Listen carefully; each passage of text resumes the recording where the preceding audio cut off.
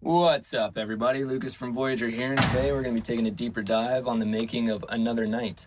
If you haven't heard it yet, it's on Spotify and iTunes, just came out, we'll link that below. And definitely listen to the entire track before watching this video, or else you're going to have no idea what I'm talking about. So without further ado, let's hit it.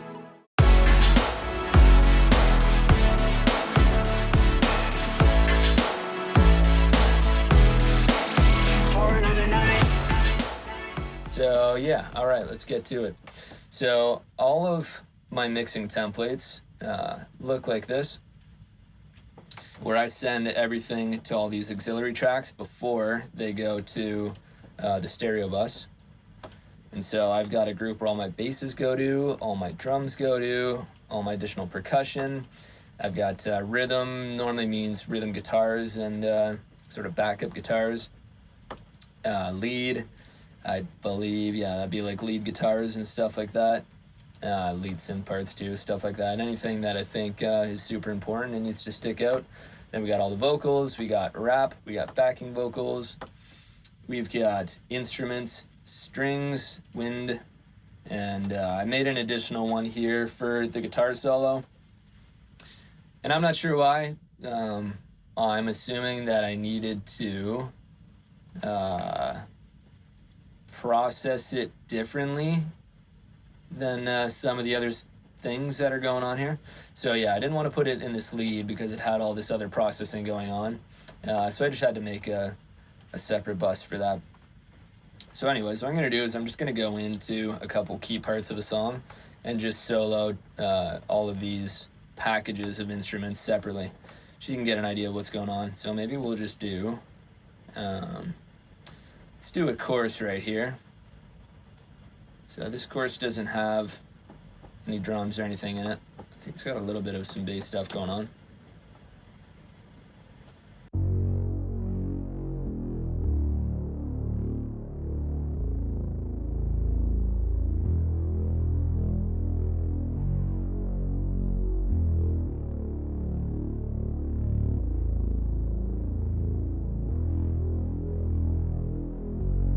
So yeah, we knew we wanted that bass to be wide. It already came in stereo, I think, from Chris.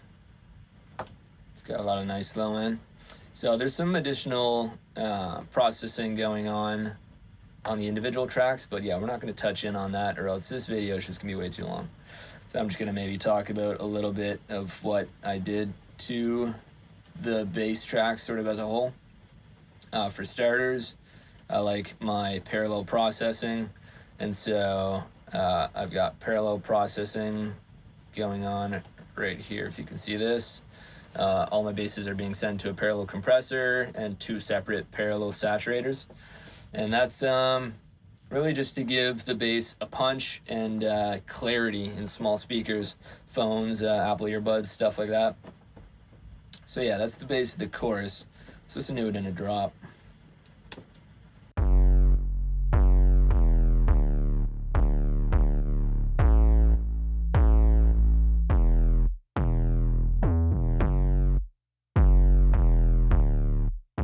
Yeah, cool. It's a bass. It slaps. So, if you check out the automation right here, you can see the sidechain ducking that I have going on. The reason why I went in and automated the sidechain is just because LFO tool in Logic is just not very compatible. They need to fix this. Steve Duda, if you're watching, which I fucking doubt you are.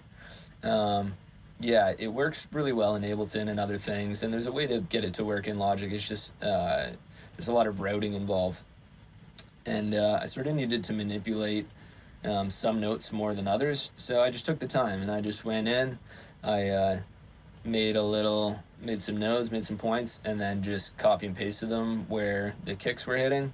And yeah, to give this groove, I made it so that this first note like ducks a little bit, second one ducks more, and yeah, I sort of just gave it this feel. I think overall this is the pattern. Whoops. So yeah, that area right there is the pattern, and that's just copy pasted. Sorry, I grabbed too much of it. right there is the pattern, just those 4 nodes, and then yeah, copy pasted all of that where it needed to go. And yeah, that's just gonna make the drums hit harder and the whole track just pump more. Yeah, that's pretty much it for the bass. Let's hear what the drums sound like in the drop.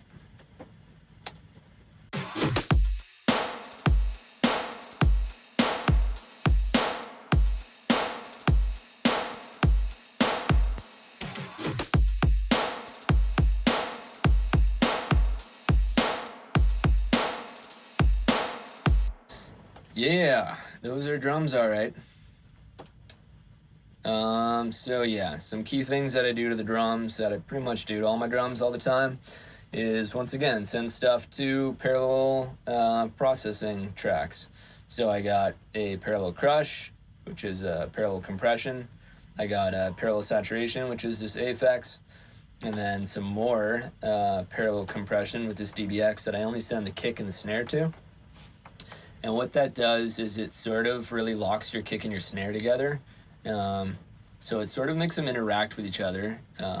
If there's like a little bit of like a reverb tail of a snare or a length of a kick or something interacting over top of one or the other, then this compressor really sort of just like makes one take precedence over the other in a cool like pumping way. So maybe we can just, oh no, I can't solo this up actually because of the routing is weird. But what I can do is I can solo up the drums, which they're soloed right now, and we'll listen to the drums with the parallel processing, and then we'll remove all the parallel processing. And maybe I should solo the drums.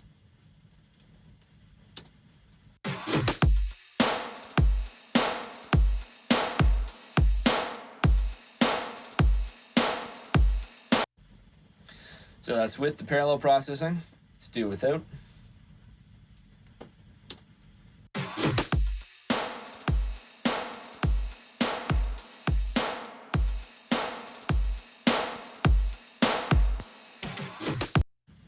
Right? So it really gives it life. And yeah, this DBX, you can see I was just sort of tickling the knob there, but it really solidifies the foundation of the kick and snare right down the stereo field and gives the kick and snare this playful motion in interaction with each other. Super cool. I do that all of the time. Let's move on. So we got some percussion.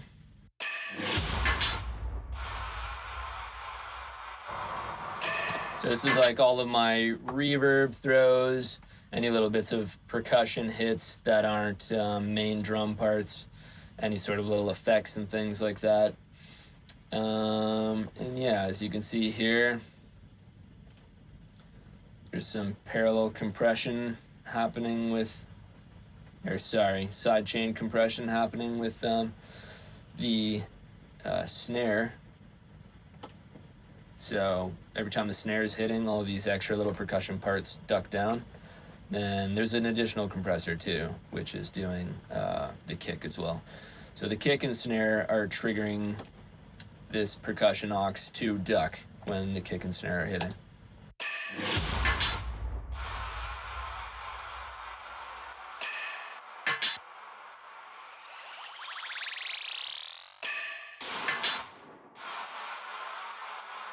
On top of that little bit of movement that's happening, I also have it sent to this side chain, which is also going in and ducking things. So even after having put on my side chain compression, which gave it good movement, I found that this track still needed to pump more, and so I sent every track that you see here that's being sent to 33. So that one's not, that is, are all getting ducked by pretty much just the automation that I wrote right here. A little bit time consuming, but yeah, all the hits are pretty much on the grid, so easy to just copy paste and get through that. Yeah, moving on, we got some rhythm.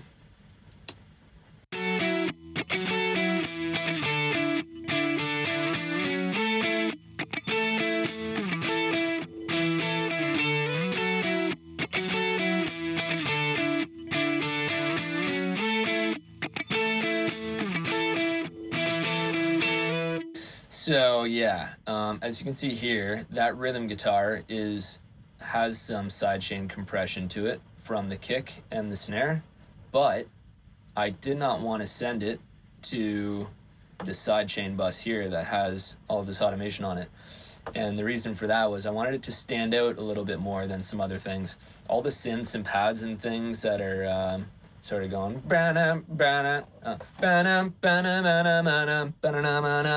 like those are, I wanted those to be more sidechain and really sort of pump the whole song, and then I wanted those rhythm guitar parts to stand out in front of that. So I didn't want them to get buried with all that other stuff, because I'm trying to create contrast here, right? I'm trying to have the rhythm guitar sit a little bit closer to you here, and then have those synth things sit in back a little bit. And so yeah, I decided not to send that to my sidechain bus right here. What do we got here? Lead tracks.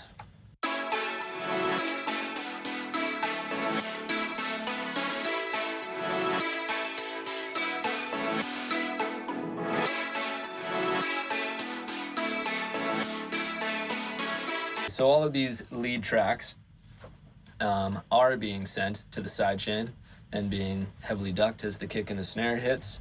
And as you can see, they have the same compression on them, same sidechain to the kick and to the snare.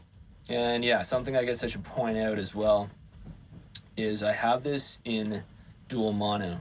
I don't have it in stereo because I don't want the left and the right signal to be compressed the same way by the kick and the snare, because there's different information on this lead bus right here in the left and the right. They're not identical, right?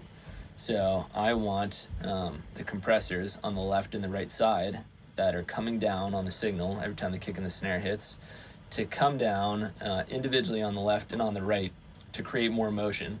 If I attach it together, it's going to sort of solidify the stereo image and like not let it pump and move around, but I want it to move around and sort of breathe. You know, it's a song, it's gotta breathe. And so yeah, super important to think about when you're using and not using dual mono plugins. So enough of the lead, let's get into some vocals. She'll stay again for the last time. She's falling for a dream by the bedside. What she really meant, she kept it all. She said, break my heart again, I'll be fine. But she said that she couldn't be alone for another night. I swear it's the last time. So yeah, I guess we can get into vocal processing a bit. That's sort of something everybody wants to know about, and it's a cool thing. It's a fun thing.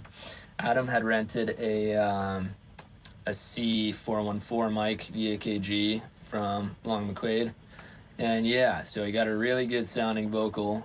Some things that I did to it. Let's go take a look.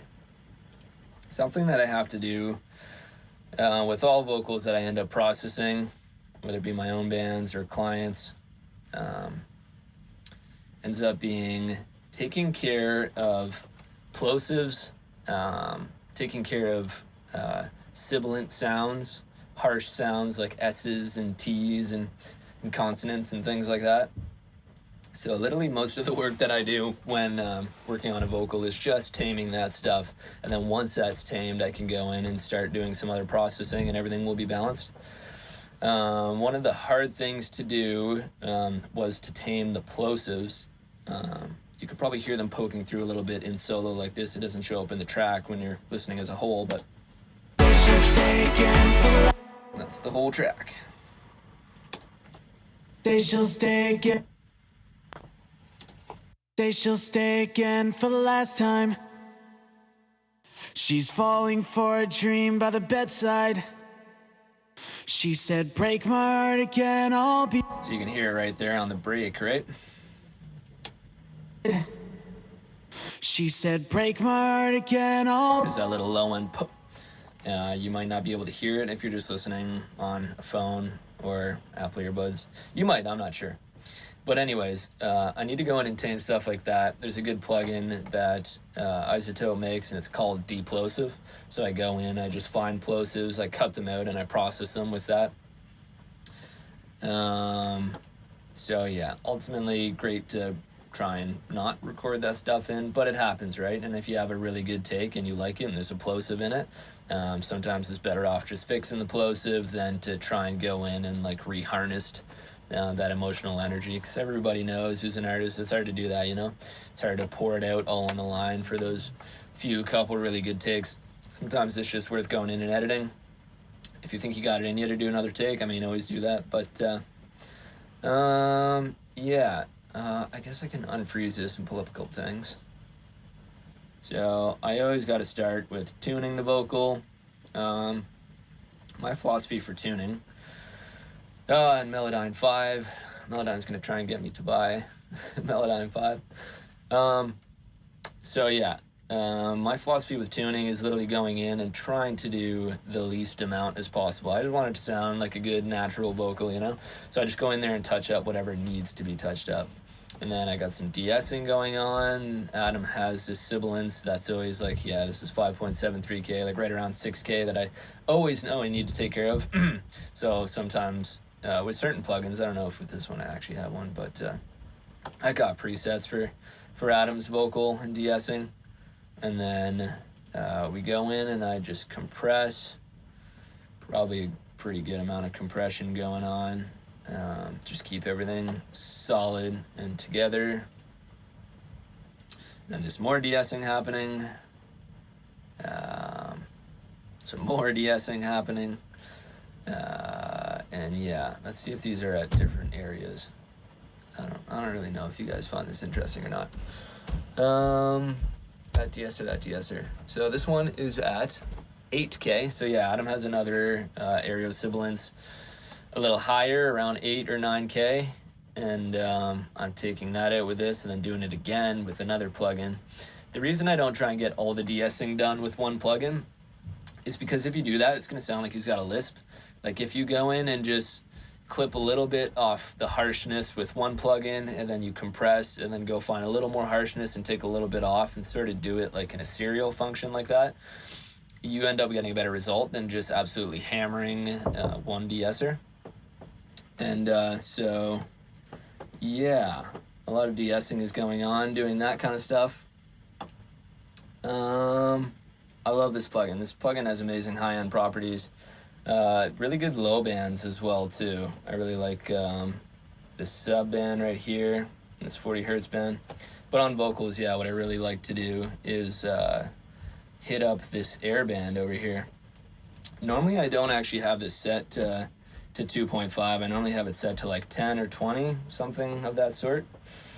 But yeah, I normally always hit this around 2 or 3 and it just adds like this really nice airy high end. Let's see if we can hear that. So this is with.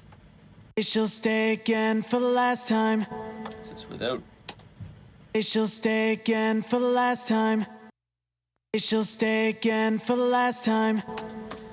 Subtle, but very necessary. Then we got an R box. This thing is great for making a vocal just sit like right in front of your face, you know, like sticking out of the speakers. She'll stay again for the last time. Without. She'll stay again for the last. With. She'll stay again for the last time. Right, you can really hear that. And then yeah, it looks like actually here, it looks like I did a little bit of multiband compression. This is good for when your vocal is uneven tonally. So if there are any areas in the frequency spectrum that are sticking out, sometimes you want to reach for an EQ. If you know that it's sticking out there the entire song, then go ahead and maybe notch some of that out with an EQ. But for the most part, vocals change, right? You're not singing the same note the entire song. Vocals are very dynamic. So in terms of like making cuts into my vocals with EQs, I try and avoid it for the most part, quite honestly. It always just does more damage than good. Like, let's pull up the EQ. There might be a little bit going on, but no, yeah, see, there's nothing going on. All I did was take out some of the low end. So yeah, I would rather compress those frequencies She'll stay again for the last time. So around here, she's falling for a dream by the bedside. That stuff was harsh. So anytime that harshness comes up, this is going to take care of that, right? It's just going to come right down on it and then just really set that vocal just right in place. What do we got? It's probably just a little bit of... Okay, so yeah, this is like even more de-essing. Like I took a dynamic EQ. She'll stay again for the last time. And it's just compressing this little frequency area. She'll stay again for the last time. Right? That's right where his S's are. And that stuff will be really harsh and really get to your ears and make a listener turn the volume down. Which you don't want. Only up. So yeah, maybe what I can do is I'll play a bit of the vocal with all the processing on and then I'll take it off. She'll stay again for the last time. Off. She'll stay again for the last time. On. She'll stay again. She'll stay again for the last time. Yeah, and then this Butch Vig plugin right here is something that I automated, probably giving a telephony effect. Let's see if we can find out where that comes in. So yeah, right here, it's activated. Falling out of love by the bedside. What she meant, she kept it all inside. When she said that she couldn't be alone for another night. Yeah, so there's probably even more automation going on this. Falling out of love by the bedside. What she meant, she kept it all inside. When she said that she couldn't be alone for another night. A bit of a telephone effect going right up until he says, but she said that she couldn't be alone for another night. And then at that point, I open up the high and low cut filters. And yeah, that was just for that little part of the song. So I just threw that right on this track. And then everywhere else is just inactive. Anyway, enough of the vocals. Parts that I popped in there. So yeah, my vocal, I guess we can talk about this little verse vocal that I have. So Adam had originally recorded this part. It was him singing, and I thought that that it could use a little bit of a change in the melodic line at the very end going into the pre-chorus. Where is it exactly? Is it this one? I think it's this one. Oh, no, those are backups. Here it is. So yeah, instead of getting him to just re-sing it with what I wanted him to sing, I just decided to sing it myself, whatever I thought it was easier, and it was also a way to get my vocals in there, and yum, yum, yum, yum. Haha. Yeah, so this is what I did. I swear it's the last time I'll call you again. I know that it's late, but I can't sleep. Know that I'm drunk, but I can't just pretend that you're not what I need. So the only difference in that was Adam was going, "You're not exactly what I need." And it was too resolving going into the pre-chorus, so I decided to change it up to something that like comes up and hangs you in suspense. Can't just pretend that you're not what I need. Need. And then yeah, kind of like I'm not sure. I don't want to get into what notes those are right now, but it holds this like suspense that then leads into.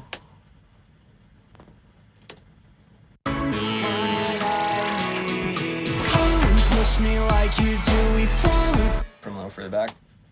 You're not what I need. Okay, also yeah, a huge reason also of why I did this is because of this vocal right here going, what I need. That was really important, and I thought that yeah, the best way to make that important was to chop up his old take of what I need and put effects on it, stick it in the background, and then make my part just cut a little bit short right here, as you can see, right? So this ends up cutting right here, and it gives room for this "what I need" to come in and really do its thing and give a little bit of a break of the vocals for this pre-chorus to hit harder. Everything in music is like give and take. Like, to make one area sound better than another area, maybe make the area before it a little bit quieter. That way, once the other area hits and it's bigger and louder, then you have that contrast, right? So everything is contrast. So any little production moves that I can make like that, and they're all over the session. Like, I could go in and point out some more, but don't think we have time for that. But a bunch of that kind of little bit of thinking as you're producing goes a really long way to making a song really cool and flow. So yeah, anyways, that was that verse thing. And then I got a backup harmony that comes in the second, I guess it's technically like the third chorus, the third time we're singing the chorus. Say she'll stay again for the last time. Haha, that's not it, but that's a cool one. Here it is. Say she'll stay again for the last time. She's falling for a dream by the bedside. She said, break my heart again, I'll be fine. Yeah, so listen to that with Adam's vocal. Say she'll stay again for the last time.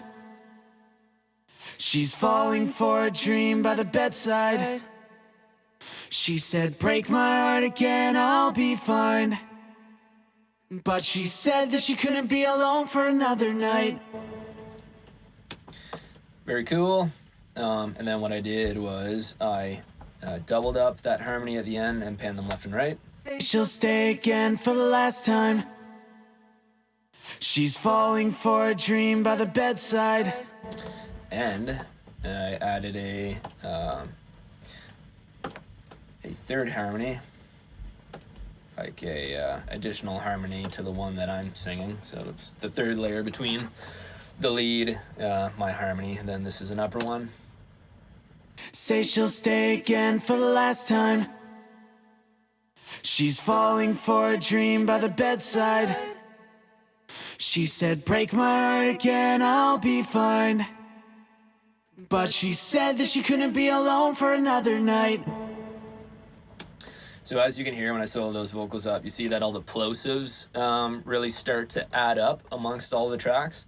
So I tame that as much as possible, but in the context of the mix, it sounded good, you know? It doesn't sound like there's anything wrong. If you tame them a little bit too much, you might start to lose the punch and your vocals are going to sit back in the mix and they won't be up forward.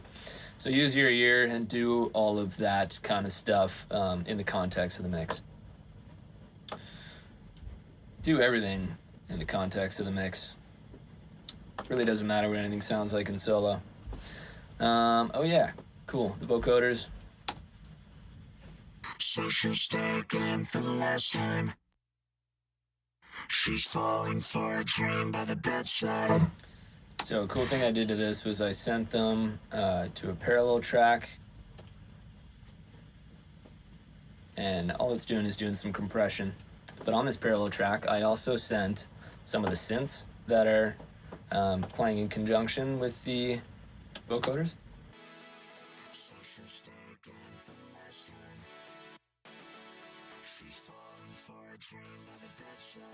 And I'm hitting it pretty heavy. So what's happening there is every time the vocoder is coming in to that parallel chain, it's turning down the synths. And so they're playing, intertwining with each other. And then every time the vocal is not playing, the synths come up in level. And all of this is going through this compressor. It's being hit pretty hard. You can see him doing like -5 dB of compression there. And what that's going to do is it's just really going to make your vocoder and the synth part, which is like a super important part, play well together and sort of meld together and play off each other dynamically. It's going to create this like sort of like pumping, intertwining connectivity to the two, where they're sort of push and pulling each other, and it really just creates a cool dynamic. And I'm just slipping that in, like I got the fader way down here, right? Like this is the level that you're hearing it at.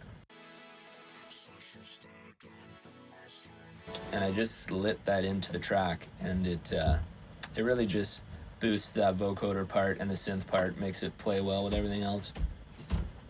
Apart from that, on the vocoder tracks, I'll just do a before and after with the processing. Social stay again for the last time. Before processing. Social stay again for the last time. Kind of muddy, right? So yeah, pretty much just brightening things up with this mag EQ again. You can see I leaned into a little bit more, like 4 dB at 10K, a little bit of 2K as well. Smack Attack. Love this plugin. It needed more punch to it. Needed more attack and less sustain. So like I wanted it to like ja ja ja ja ja ja ja ja instead of like rah rah rah rah. So this is sort of just giving it a little more attack, and it's like jumping out of the speakers a little bit. Just a touch of that. Like anytime I'm using this plugin, you know, I don't bring it too far past 4. And yeah, I brought the sustain down a little bit. I think I might have widened them. No, this is just taking care of some sibilance.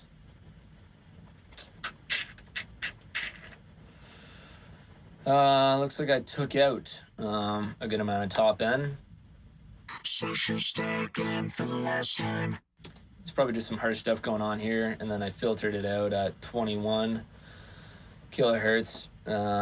Probably just to make room for something else that had some high end in it that needed to shine, and maybe this just focused it a little bit more, you know. So yeah, anyways, let's plow through this a little more. Those were the vocals. We did the backups. Let's just listen to the instruments here.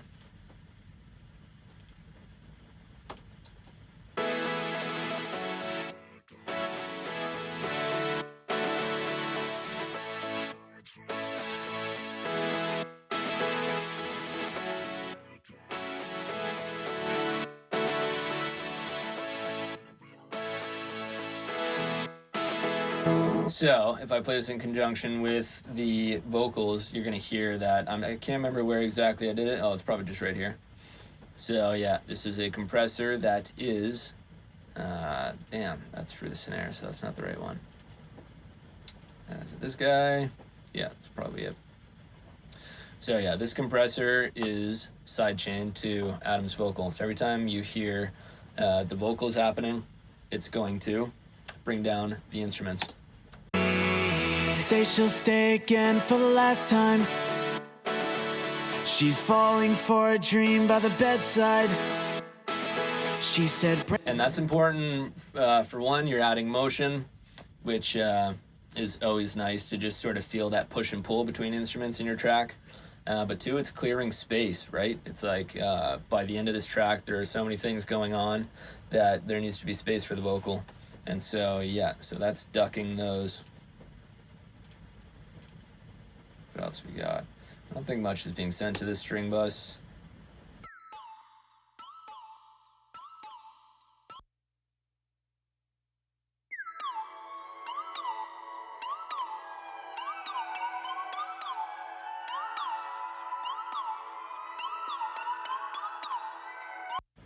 Cool, airy sounds. And yeah, the last thing we can talk about here is the solo in this halftime drop.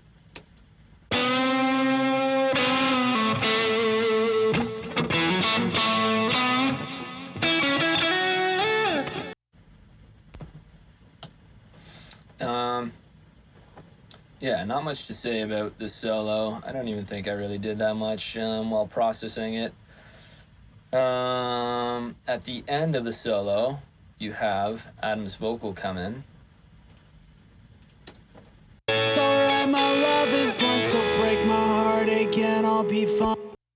It's alright, my love is blind, so break my heart again, I'll be fine. So before I even started writing the solo or playing the solo, I thought you got to think about the fact that vocal is going to be playing there, and you want a part that isn't going to outshine the vocal. You want a part that is going to complement the vocal melodically and rhythmically. So there's a lot of things happening, and you know, I do a lot of this stuff subconsciously. I just figure out what it is I want to do. I'm not sitting there with a pen and paper and being like the fourth over the fifth and blah blah blah. You know, just use your ear, make it work well, and then on top of that, to make it work even better, I did some more sidechain compression So you'll see the compressor activating once the vocal comes in, and it's turning down the guitar solo again. It's alright, my love is blind, so break my heart again, I'll be fine.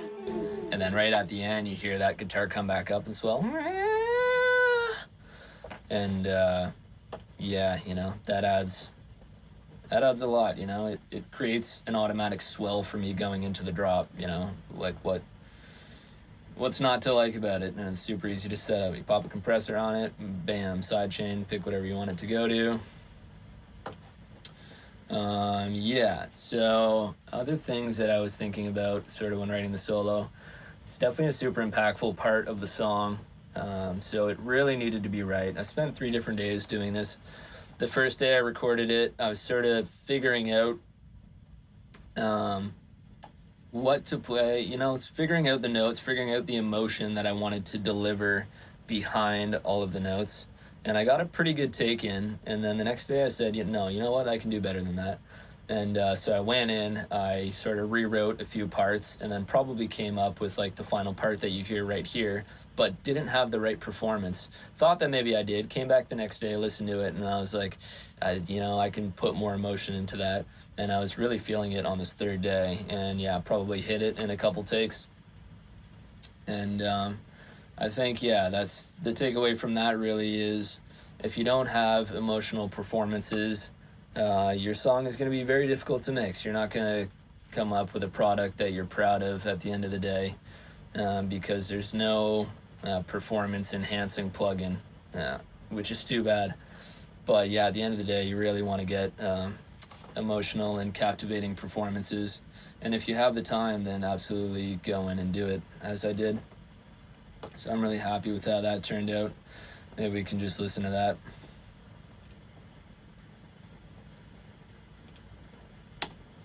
What she meant, she kept it all inside. She said that she couldn't be alone for another night.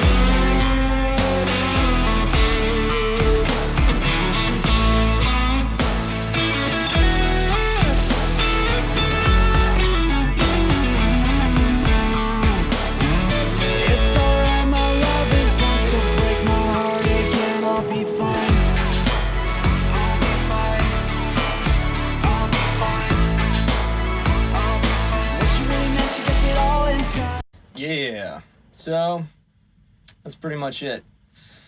I can go into the stereo bus here a little bit. I like to use an SSL bus style compressor. I just bought the UAD version of this. This is the Waves version. Waves version is fantastic. I think I like the UAD version better. I've just started using it. It's great. It adds this cool punch. So let's see if we can play the track, and I'll punch this stuff in and out.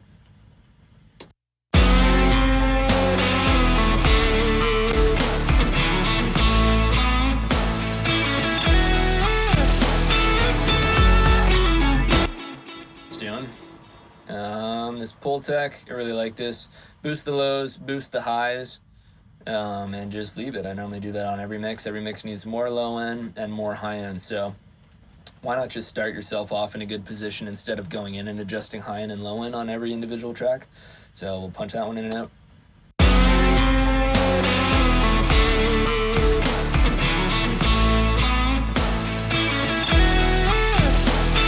Love it. And then yeah, we're doing the exact same thing with this Dangerous Bax EQ. This is in mid side, so this top channel is mid channel, and then this bottom channel is all the information on the sides. I'm boosting low, down at 84, and then boosting some high, up at 7K and up. And then this is a cool low pass that cuts off at 70 kilohertz, which, you know, is not supposed to even be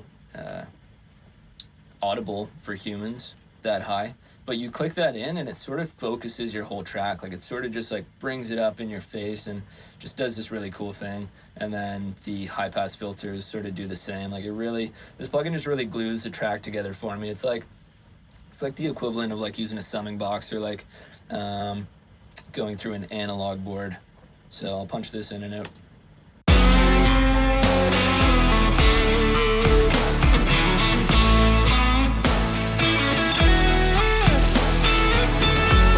try and punch it out over here, but it's a UAD plugin, so there might be like this clip thing happening, but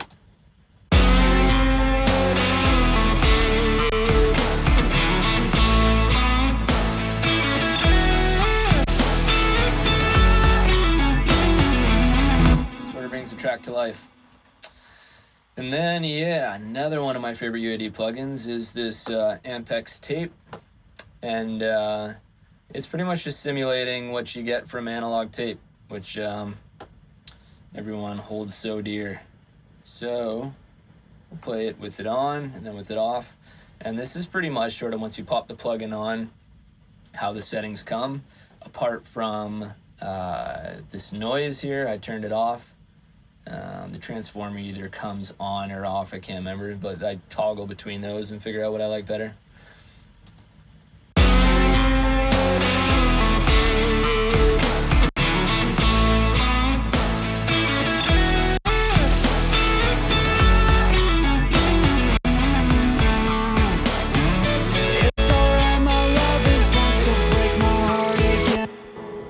So it sort of glues everything together. It might be a better demonstration somewhere else. It's just again for the last time. She's falling for a dream by the bedside. She really meant she gave it all. She said, break my heart again, I'll be fine. But she said that she couldn't be alone. I think next year I'm going to show you what it sounds like with all of the plugins in and all of the plugins out on the stereo bus, minus the limiter.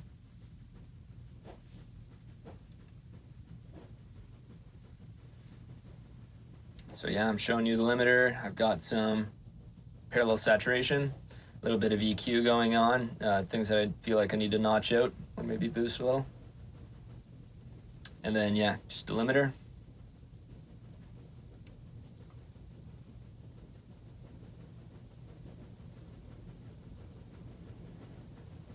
So yeah, now we're gonna listen to it without everything. It's just again for the last time. Dream by the bedside. She really meant she gave it all. She said, break my heart again, I'll be fine. She said that she couldn't be alone for another. So yeah, I think lastly here, I talked about the parallel channels that I have going on. And so a lot of my subgroups are being sent to this rear bus right here, this compressor. Everything except for the drums and bass are being sent to this, and it's in dual mono. That way, information that's being sent to the right side is going to be compressed differently from the left side, which gives you this really cool breathing sensation, as opposed to if you just had a stereo compressor, everything would be compressed the same way and you'd lose a lot of motion. So always think about when you're using a dual mono compressor as opposed to just a stereo compressor. And yeah, this is all in parallel. It's being blended in there to taste.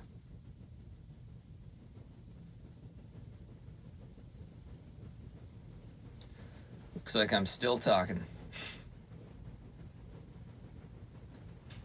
Yeah, now I'm gonna give you a with it in and with it out. It's just again for the last time. She's falling for a dream by the bedside. She really meant she gave it all. She said, break my heart again, I'll be fine. But she said that she couldn't be alone for another night. Then I got a parallel saturation bus right there that everything gets sent to. And that's sort of just to give the whole track a little bit more grit and a little bit more It's just again for the last time. She's falling for a dream by the bedside. She really meant she gave it all. She said, break my. It's just again for the last time. She's falling for a dream by the bedside. She really meant she gave it all. She said, break my heart again, I'll be fine. But she said that she couldn't be alone for another night. I'm not sure what I'm talking about now, but I can assume that I'm probably just giving a brief outro. And yeah, so if you like the song and haven't heard it, you disobeyed my instructions at the beginning of the video, and I fucking hate you. Just kidding. But yeah, if you haven't heard it, go check it out. It's on Spotify and it's on iTunes. Yeah, and if you guys like these deconstruction videos and want us to do any more on any other songs, any other Voyager songs that you really like, let us know in the comments below. And we will surely do that for you. Because I had a good time here. I hope you did too. All right, later. For another night.